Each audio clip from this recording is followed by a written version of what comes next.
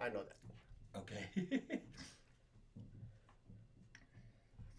Good day, Cochise County, and welcome to the Michael Zehr Show. Today's date is Friday, February 10th, and we're streaming to you from the Rising Eagle Studios here at the Warrior Healing Center. And today, my special guest veteran is David Lookabaugh. David, thank you so much for joining us. I know you got your hands full there with Obi. Grateful to be here, Michael. We'll introduce Obi here in a little bit. Go ahead and we'll introduce him now. Obadiah, he's a 3-year-old Chihuahua that I took in as a foster because he needed special attention, and then we decided he really needed to stay. So I'm up to 7 little dogs at my house. So you wanted to keep him. He was precious. Yes, he is. He's well, they're all precious, though, aren't they? They sure are. So what I'm trying to find here real quick, here we go. Before we start our interview, I wanted to share with our audience, I need your help.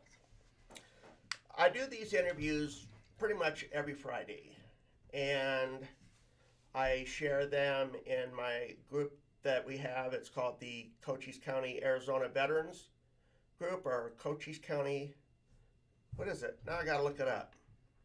It's Cochise County. I named the group and I can't even think of the name of it. Shame of me.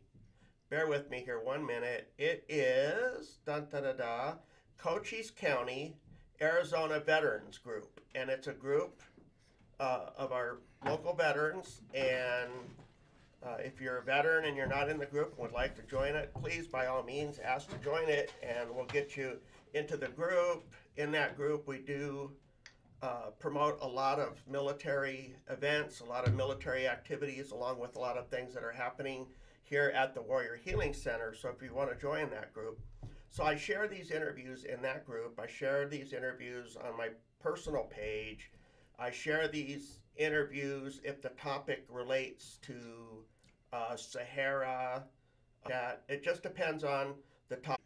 Well, here's the issue that I'm having. I donate monthly to the Warrior Healing Center specifically to boost and promote videos of our veterans. Why? Because I want our stories to be told. I want them to get out to our audience so that your friends, your family from far away on Facebook, if they can see it, your story gets out there. Well, what Facebook is doing is they're not allowing us to promote these videos or boost them because they state they're political in nature. Now, I disagree with that 100%.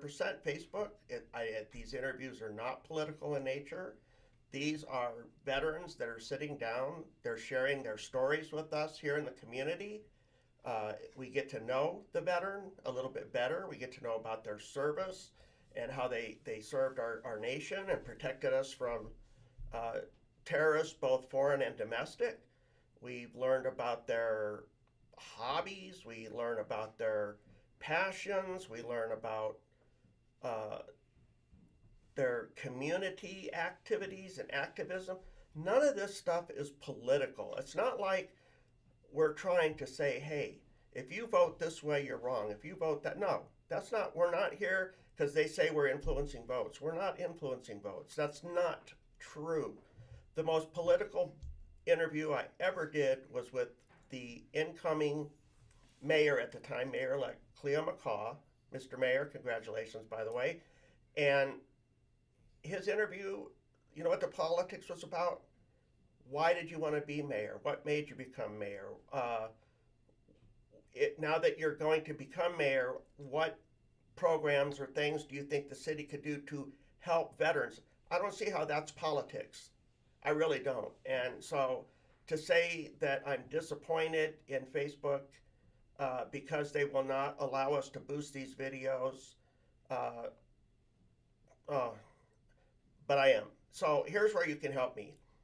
Share these videos. When you come across an interview and it's one that speaks to you near and dear, share it on your Facebook page. Share it with your friends. Share it with your family. Because when these videos get shared, that's how the audience gets expanded. That's how we get a bigger audience to view these interviews. And you know what, Facebook, if you don't want our money, we'll give it to a platform that does. I mean, I don't know how else better I could say it than Right. that, right? Yep. So anyhow, that's what I had to say. That was my little rant on how and why I disagree wholeheartedly with Facebook's decision not to allow us to boost these videos because again, they're not political. They are historic. Historic. They're part of history. So, with that being said, David, again, I shake your hand, but you got your hands full. I do, Michael. I'm sorry. Thank you so much for taking the time to sit down and joining us this morning. Thank you, sir. First question I'd like to ask is, where's home? Where were you at, born and raised, that kind of stuff? That's a good question. I was raised an Army brat, so we traveled some of my life. Okay. I didn't know what it was to be a civilian until after I retired.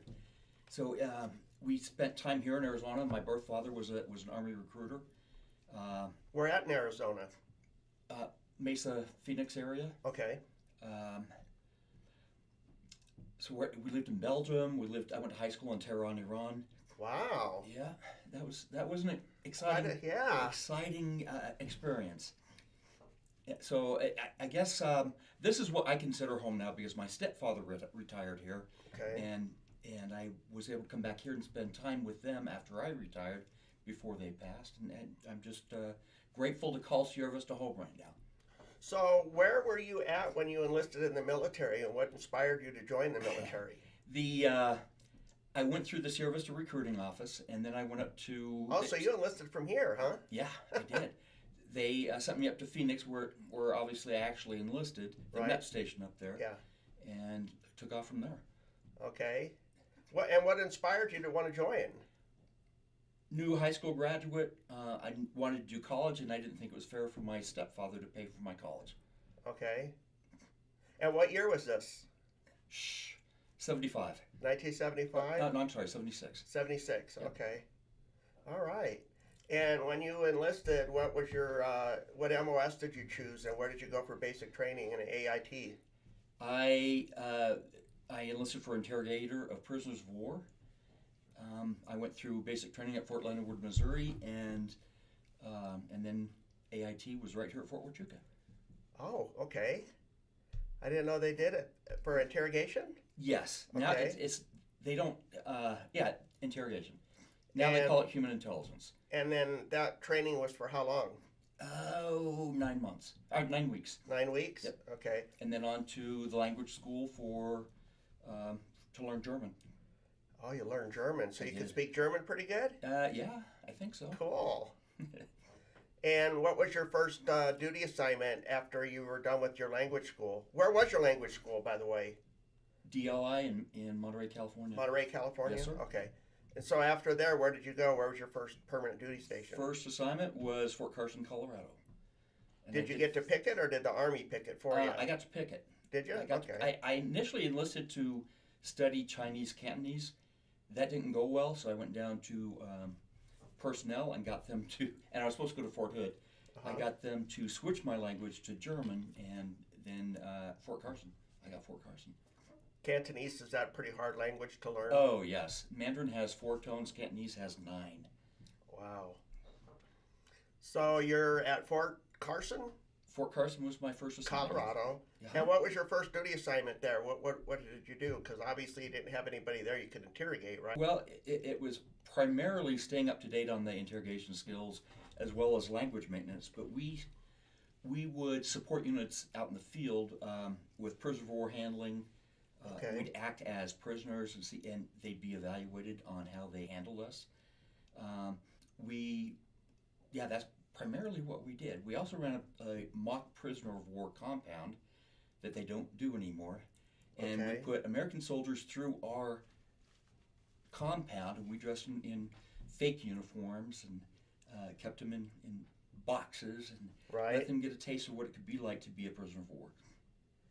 And how long were you at Fort Carson for? Oh my gosh, 2 years that time. For 2 years? Mhm. And then where did you go from there? Germany. I went first to Bad Hersfeld on the east-west German border, and then to Baumholder. Now, when you were in Germany as a dependent, you didn't know how to speak German, or you did a little bit? I was never in Germany. I was in Belgium. Belgium. You said you did say that, didn't you? Yeah. So when you were there, though, they speak German there, though, don't In they? Belgium, no, they speak French. French. Oh, see? In the half the country speaks French, the other half of the country speaks Flemish. Oh, interesting. See, I just learned something about Belgium. For some reason, I associated it with Germany for some weird reason. Yeah, we were there at Shape right after they got kicked out of Paris. Okay. So you arrive in Germany, and your first duty station. What was your, I don't know, your feel, your when you got off like the airplane and you're taking all the scenery in and everything? What was your first impression? Germany is a beautiful country, absolutely beautiful. My NCOIC had contacted a place to take me and show me where I would be living. My duties on the border were not normal soldierly duties, so he called them and wanted me to see what he had picked out for me. And when we got up there, they had already rented the place to another soldier who they thought was me. So I was blessed, Michael, that they had a Gasthaus. They owned a Gasthaus, combination restaurant, bar, and behind that house they had a little hotel. So I lived in that hotel for about 6 months. Oh, okay. Worked under the table in their restaurant. Good And got food? to know wonderful food. And I got to know the folks there very well. They became my German family. Their boys and mom and dad, they were just wonderful to me. So I was blessed. I just want you to know, Obi's kind of hamming up the interview here and taking some of your spotlight from you. Yeah. Look at it. So cute. So you were in Germany then for what part again? Where's it? In Bad Hersfeld, Bad Hersfeld. just north of Fulda. And you were there for how long? 2 years, For and 2 then a year years? in Baumholder. And then where did you go after that? Back to Fort Carson. That's Okay. not true. I went to Huachuca for a year to Okay. teach, and then back to Fort Carson. And how long you been in at this time, and what was your rank? Oh gosh. You know? When I came down here, I was a staff sergeant, and when I went back to Fort Carson, I was still a staff sergeant. Okay. I made sergeant first class at Fort Carson. And how many years? 9 years and 8 months. That's pretty good. That's pretty good. So then you're back at Fort Carson, and then you're stationed there for how long? Oh, from about, I want to say about 4 years. Okay. And where did you go from there? I went from 10th group at Fort Carson back to the language school. I was supposed to go for intermediate German, which I did. And they kept me on as in a variety of positions. I was at DLI for a total of 7 years. Go figure, on the West Coast, Monterey. Yeah. It was, it was difficult, but somebody had to do it, so I volunteered. And after your second term at DLI, where did you go from there? I went back to Fort Carson, 10th group, and retired out of there. Oh, okay. So you had a total years of service of how many years? 20 years 20 and 18 years? days. And retired as what rank? Sergeant first class. Sergeant first class. Looking back on your military service, can you pick out and like pinpoint your favorite duty station and what you liked about it? I truly enjoyed Monterey. It's very expensive to live there, Okay. but I enjoyed Monterey. I made a lot of good friends. I worked part-time in a combination bookstore, coffee shop, and just met some wonderful people. It was a joint service environment, and I met some wonderful people. And that was one of your favorite things about it too? Yep. Wow. So after you retire, what made you choose to come here to Cochise County? My parents. Your parents? I actually stayed in Colorado Springs for about 6 years, kind of flitting from one job to another because I Okay. didn't have direction. And then I decided to move here to be close to my parents. Well, let's talk about that for a minute, if you don't mind. Okay. You retire, Mm-hmm. and now you're a civilian for the first time in your entire life because, like you said, you were a dependent as well.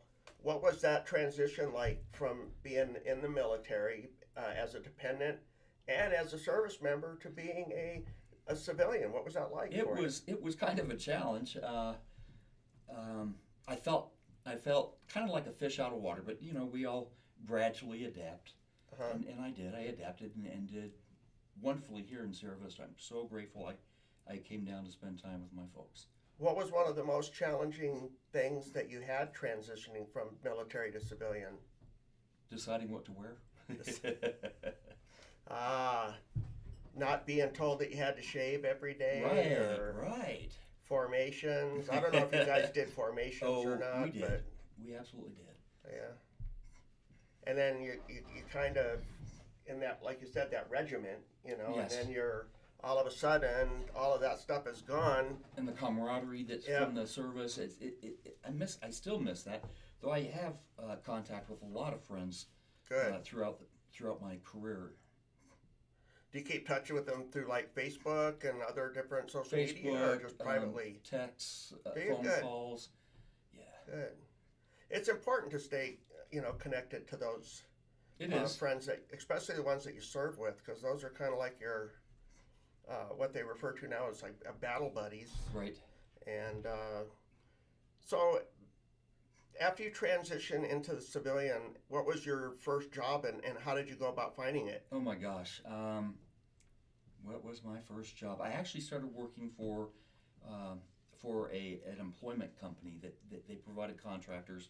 We provided contractors to a wide range of companies, including compact computers.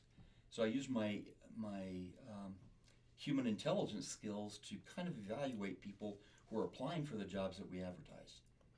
Because if you are in the military and then you get out, it's not like you're trained on how to find a job. You just kind of have to wing it and do it on your own. And sometimes that can be a real challenge, trying to find a job on the outside, because you don't know kind of how to go about it. It's not like to get promoted, you didn't really have to do resumes and stuff like that. Right. You did promotion packets and Right. stuff like that, but it's not like you had all those questions and your work history. And well, I don't know, I guess maybe there is a little bit of a affiliation there, but for the most part it had to be difficult transitioning into civilian. It was. So then it was. you get this job, and how long did you do that for? Oh, I don't know. Probably 4 years. 4 years? And I kind of got frustrated with what I was doing there at that job, so I applied for and got a position at a video store, kind of like Blockbuster, Okay. and eventually became the manager there for a couple of years.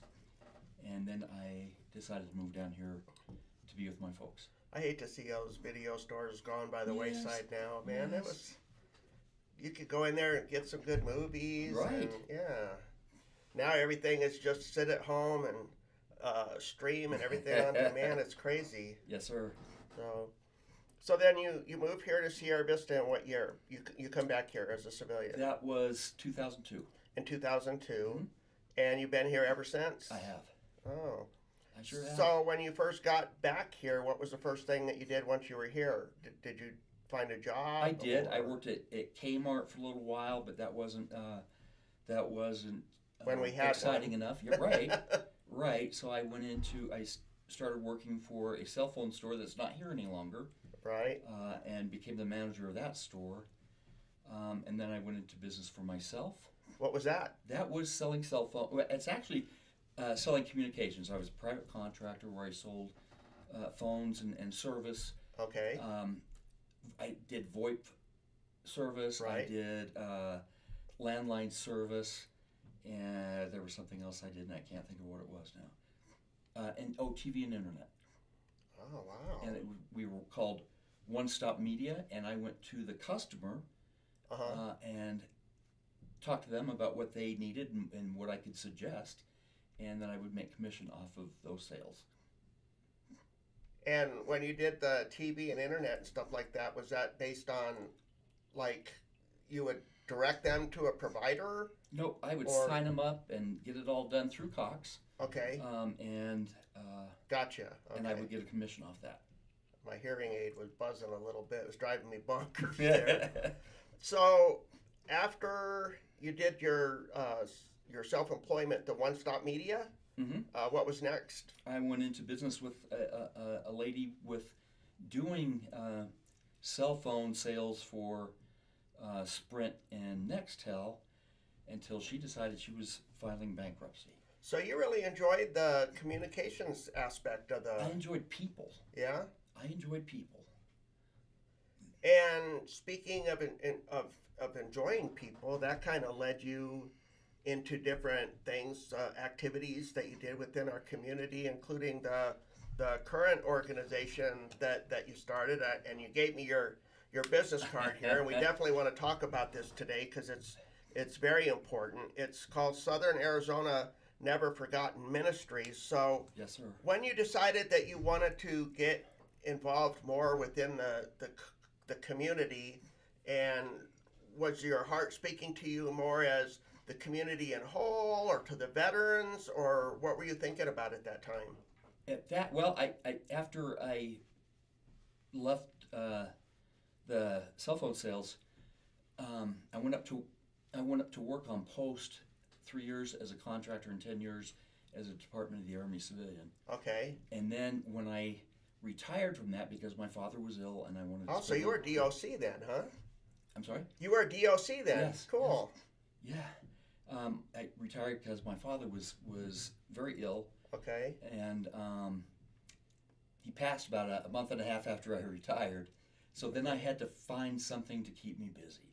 And I searched and searched, and it wasn't so much, I didn't need to make money, but I wanted to do something to help people. Right. One way or another. And I eventually one week I ran into two groups of people who had family here who were veterans, and they died before the family could get here to be with them, to see them on their path after death. Oh, wow.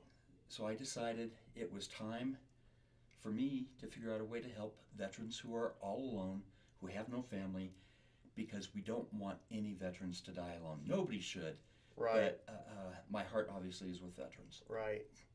And when did you start Southern Arizona Never Forgotten Ministries? And how did you go about getting? Because it has pastor on here. So how did you get your education for that too, as well? Well, I went through. Now I can't think of the name. Gosh, well I'll come back to it when I remember it. Okay. So I went through an organization in Washington State, in Longview, Washington. Okay. And I started studying through them. I was ordained a pastor, and that had happened previously, and I hadn't been doing anything with it. So I decided that I could. Well, I did. I married some friends, but Right.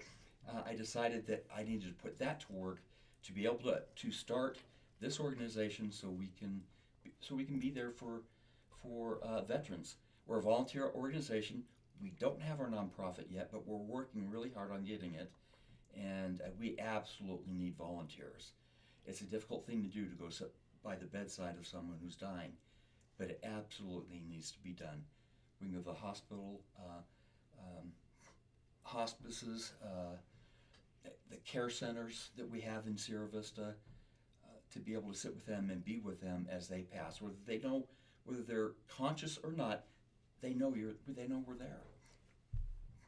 Yeah, we just lost our chaplain, Don Churchfield, at the DAV. May you rest in peace. Oh, I'm sorry. And it's never easy when somebody passes. And I don't know, how did you, did just God place this on your heart? He did. Or He absolutely did. That's what directed me, and that's who continues to direct me. uh-huh.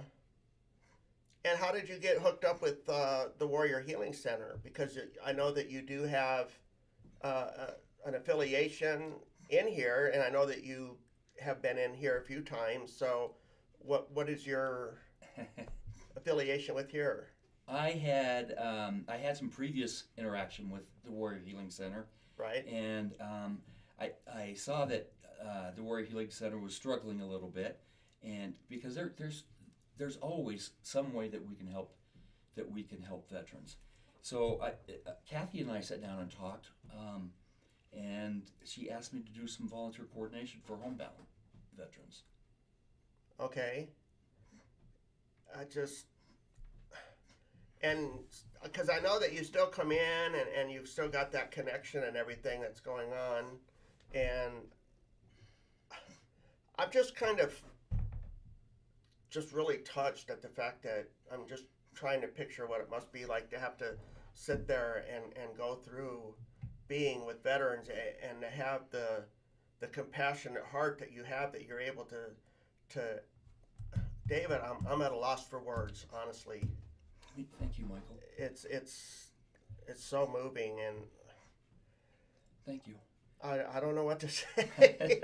And most people know me, know I like to talk a lot, so for me not to know what to say, that's something. Yes, Wow.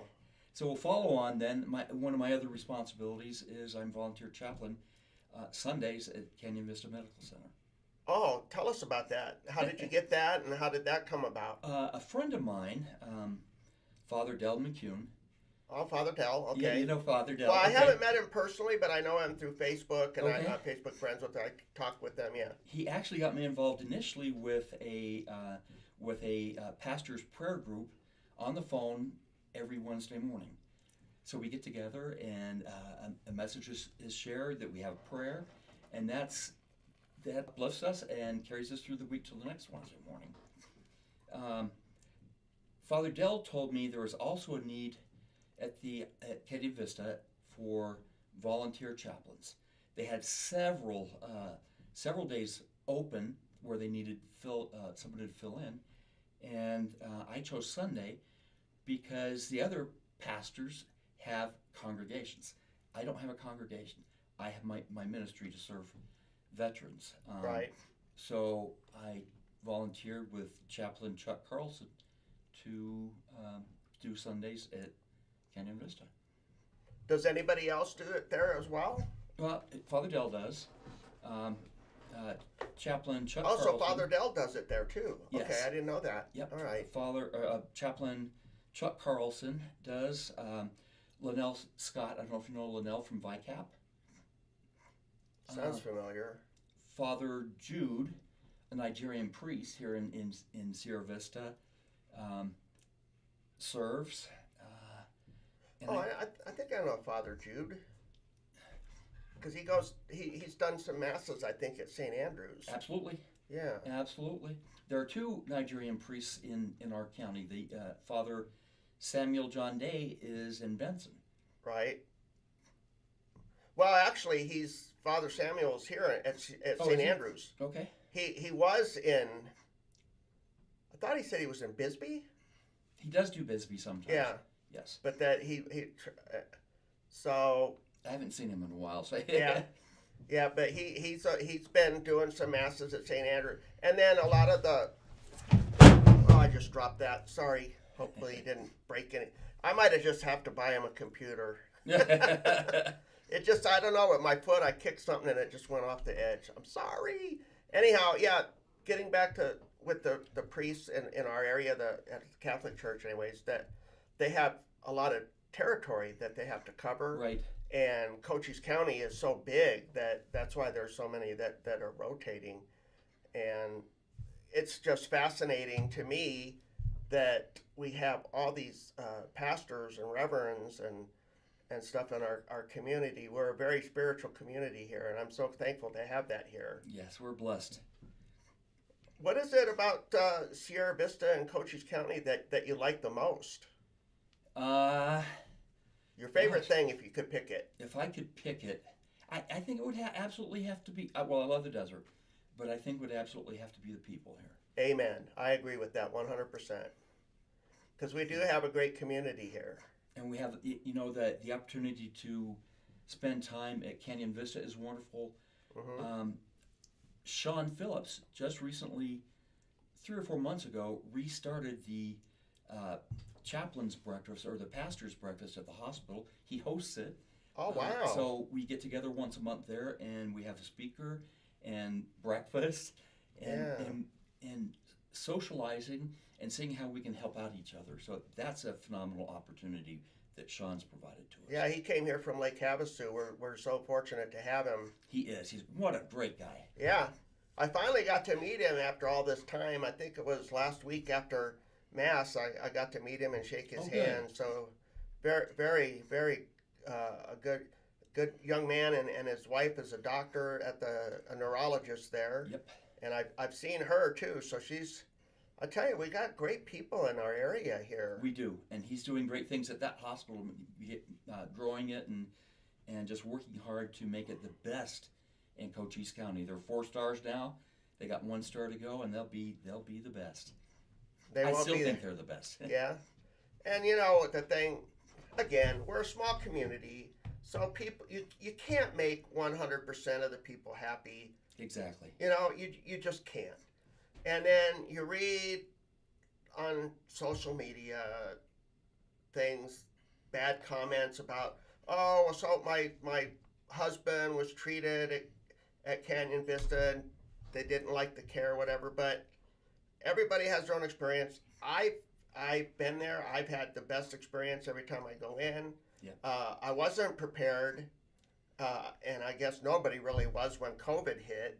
Right. And how that kind of changed everything at the hospital, because when I went in 2 weeks ago, you wait out in the lobby, and then when they finally called you back in, it used to be you'd go into a room. Well, now because everything is so crowded, because so many patients and everything, now there's like a waiting room inside the emergency room, and that's where I got treated with other patients. And I don't know, it was weird, but at least it was good to see that medicine didn't stop. It adapted. Right. You know what I'm saying? And that's what you have to do when you come up with these viruses and stuff. So what else speaks to you about our community other than the people? I mean, what is it that when you wake up in the morning and you walk out the door, other than the people, what's another thing that you're just so glad to be in our area for? This is the only place I've ever felt that I had roots. This is the place I've lived the longest. The longest? Yes, and I'm. That has a big deal to do with it, doesn't it? It does. It does. I didn't know what community was before. Well, Right. We had our Army buddies, but I didn't know what community was before I moved to Sierra Vista and got established in Sierra Vista. Yeah, because when you're moving around a lot, Yep. I'm trying to keep an eye on the clock too for you, David, because I know precious little Obi here has a veterinarian appointment in a few minutes, so we're not going to run this interview too long. That's why I'm trying to shorten it up a little bit. Well, but thank you. I can't thank you enough for coming in and sitting down with us today and sharing Michael, your you're story. a blessing. Thank you. Well, this is something that this is my passion. I love to talk. I love to listen to other veterans tell their stories. And I tell you, David, I have not met a single veteran yet who has the same exact identical story. I just told Kathy here, let me look it up real quick.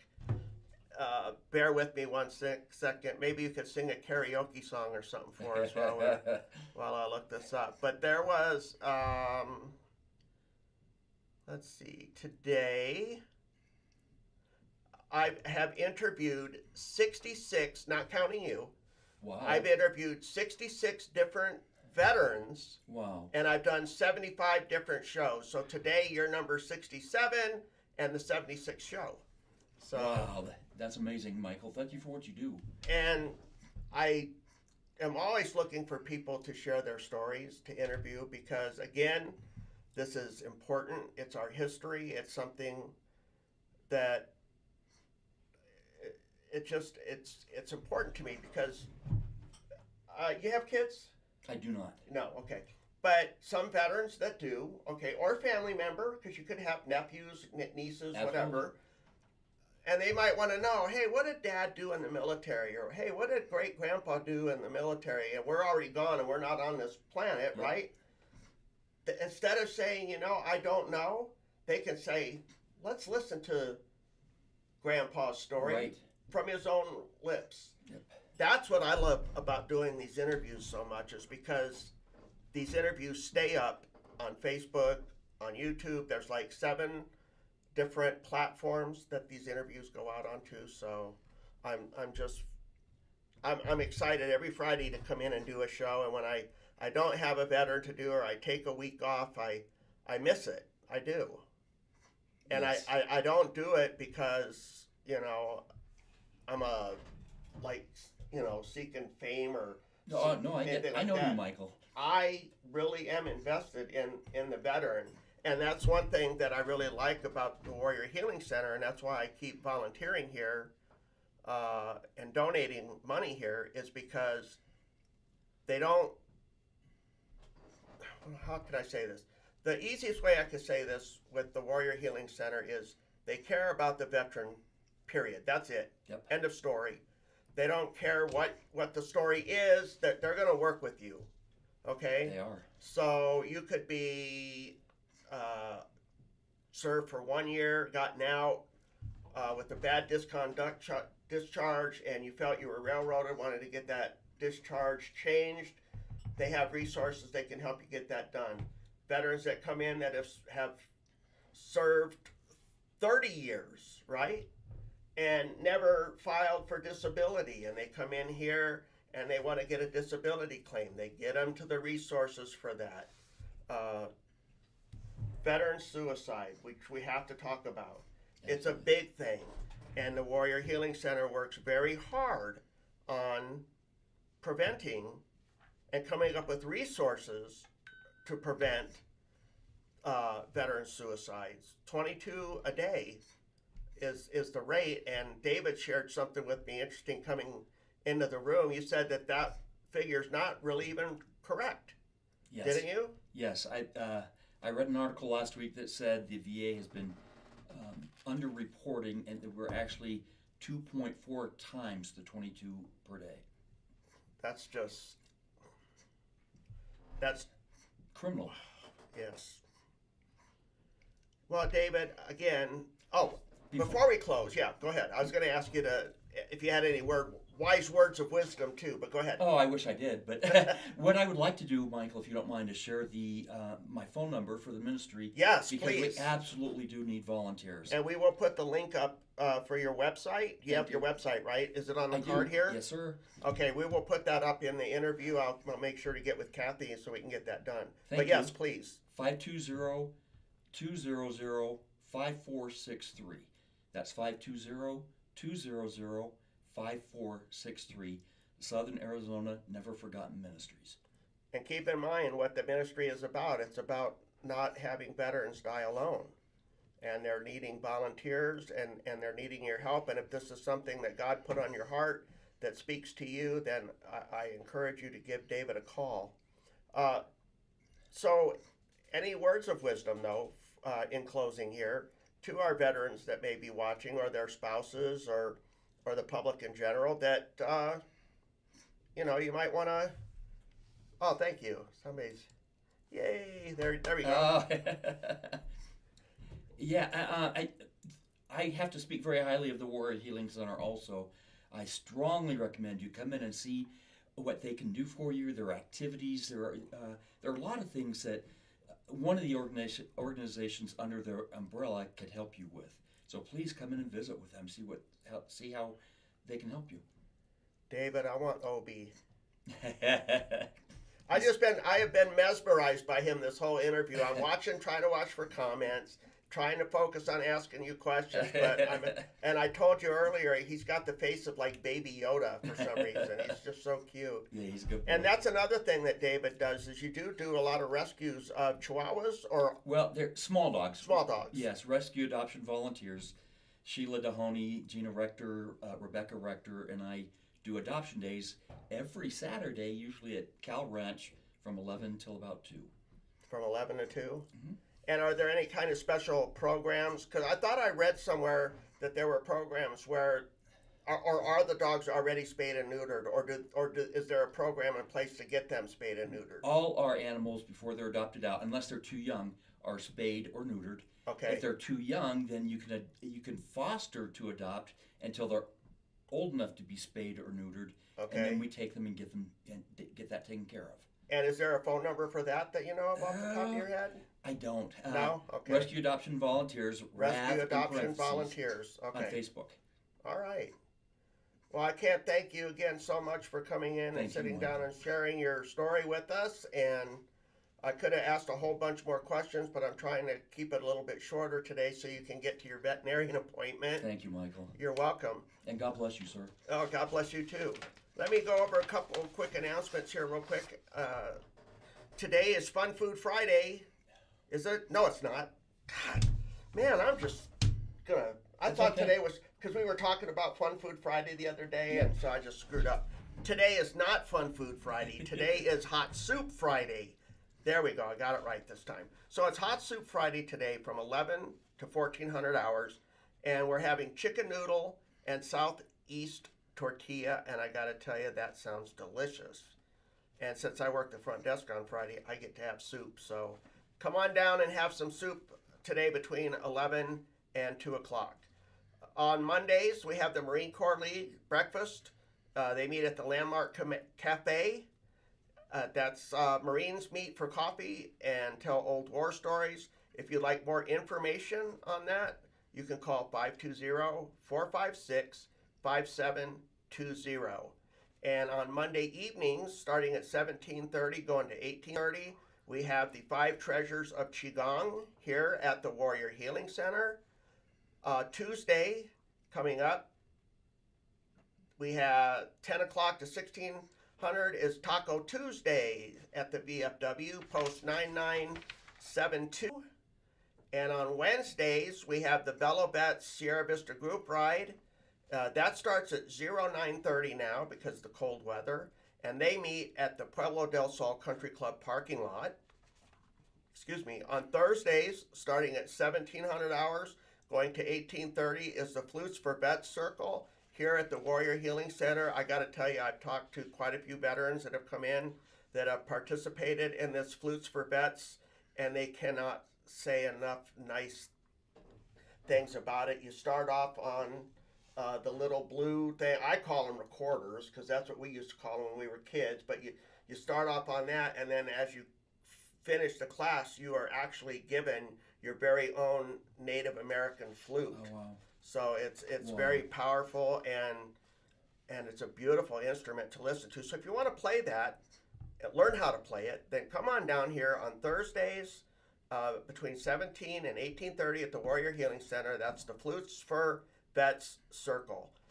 And then on Saturday, February 11th, starting at 0700, going to 0830, which is tomorrow, we have the RWB does Icebreaker 5K, and it's free, and it's going to be at Eifler Fitness Center. Last but not least, Sunday, February 12th, it's the Super Bowl. Who are you going to root for? You have a favorite? I don't. I'm torn. I'm actually torn. Uh-oh. Yep. The Eagles and the Chiefs, right? Yep. I'm thinking Eagles. Yeah. Well, I'm a Bears fan, so I'd have to go with Eagles because NFC, but Kansas City is also a good team. So any of my friends out there that are Chiefs fans, don't hate on me, but go Eagles. But there's going to be Super Bowl parties this coming Sunday. They're going to be at the American Legion Post 16 in Bisbee and at the American Legion Post 52 here in Sierra Vista and at the VFW Post 9972. So those are my announcements today. Again, David and Obi, thank you both so much for coming in. Thank you, sir. and sharing your story. I'm going to have to ask veterans in the future not to bring their animals because it's just so distracting to me. They're so daggone cute. It's hard for me to focus on the veteran and wanting to ask the questions when you got these precious fur babies in the house. Yes. You know? So that's it for today. Next Friday, I have a special guest interview lined up. I don't want to say who it is because I want you to tune in for this one. It's going to be a big one. I'm really excited. But hey, I'm excited to do all of these interviews. But every now and then when you get someone like the mayor or my next guest, I'm really excited to be able to interview all of these people and have everybody telling their stories. Again, it means a lot to me that you've come in and that you've opened your heart and shared this, and the spirituality of it. I love that too, because God does answer prayers, and David, I think that you're answering his prayer. I do. Thank you, Michael. God bless you. It's Well, wonderful. God bless you too. So thanks everybody for joining us. We'll see you again next Friday at 0900. Michael Zehr along with David Lookabaugh and Obi. See you guys. Bye. Have a good weekend.